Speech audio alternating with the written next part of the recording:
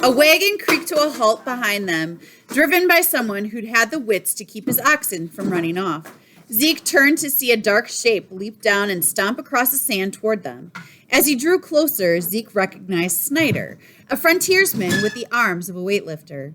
Then he saw the rifle, big, black, and pointed at his chest. He inhaled sharply. What now? Is Snyder the dangerous man I saw in that flash? Is this desert the white world I saw? Give me that water, Snyder demanded. I can't give it to you, Zeke said. It's all we have. You lie, Snyder said. I know you have more. Give it to me now.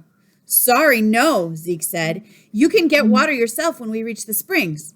I want that bucket now. Snyder cocked the rifle. Virginia pulled at the bucket handle.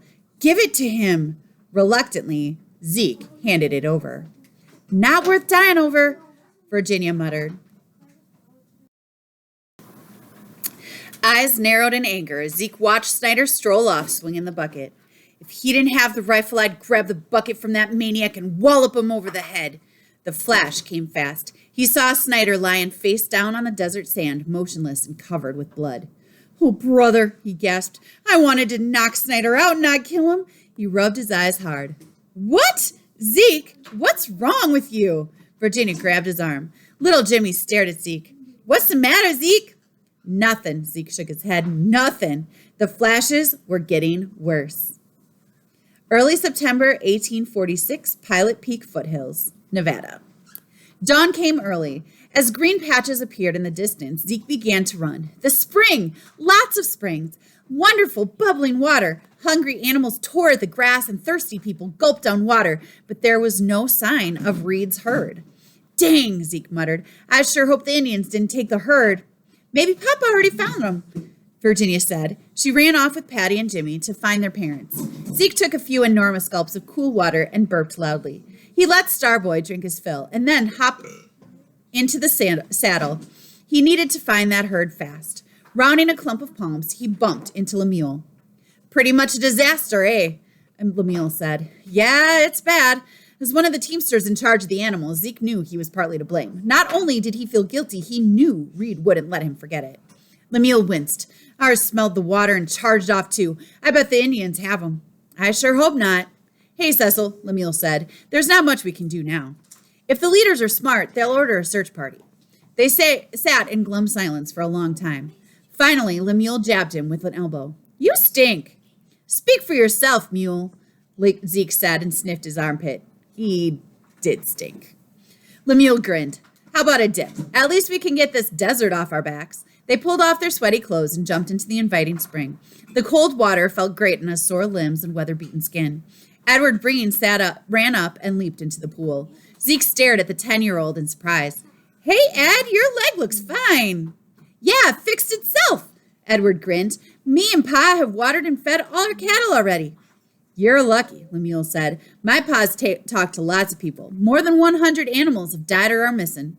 Zeke groaned. If they couldn't find the cattle, they'd be in huge trouble. Without the oxen, they couldn't pull the wagons. And without the cows, they'd have no meat or milk. Soon, a new search party was organized. Zeke spent the morning on horseback, searching desperately. Twice, arrows whistled past Zeke's ears. Indians, he thought. You lose any animals? He called out to Marianne. Our cattle and oxen died in the desert. Marianne's big eyes brimmed with tears. We can't move our wagon without oxen. Pa says we'll have to walk. Walk? Zeke swallowed hard. Marianne had 8 younger brothers and sisters. How could they carry enough food and blankets? Their wagon was their home away from home, a place to shelter from the elements. How would they survive it?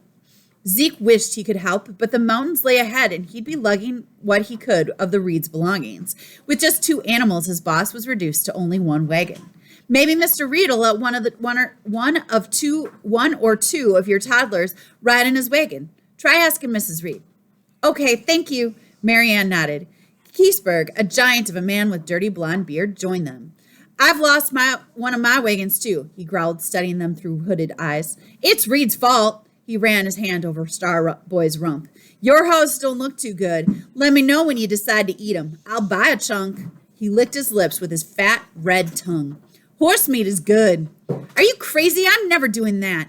Zeke covered Starboy's twitching ears just in case he somehow understood. How dare Keseberg?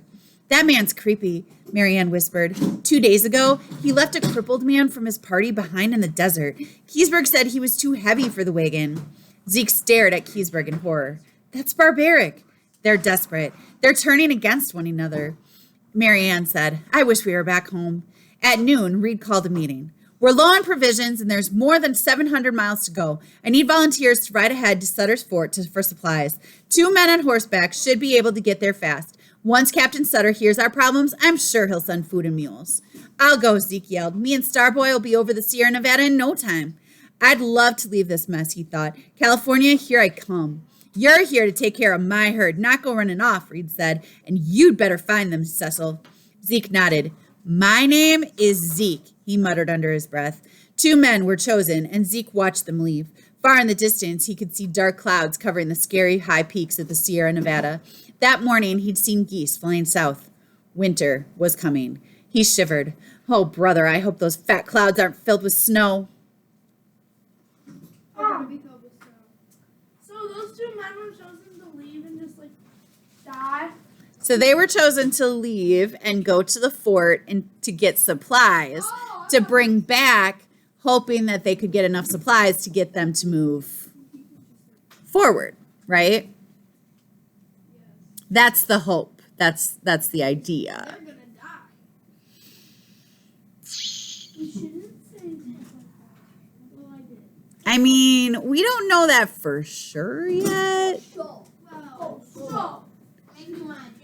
But there's always a chance, right? There's always a chance. So they most likely didn't want to be chosen.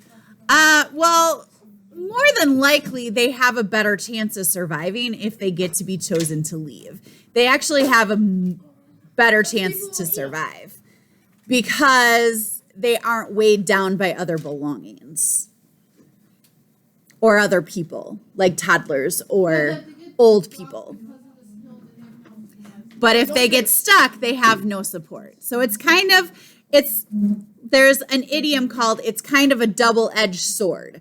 What does it mean if I say something is a double-edged sword? No, it's kind of like you do this, something goes wrong, you do this, something will go wrong. Yep, if you grab this end of the sword, you're going to get hurt. If you grab this end of the sword, you're going to get hurt. So you're taking a risk either way, right? So, yeah.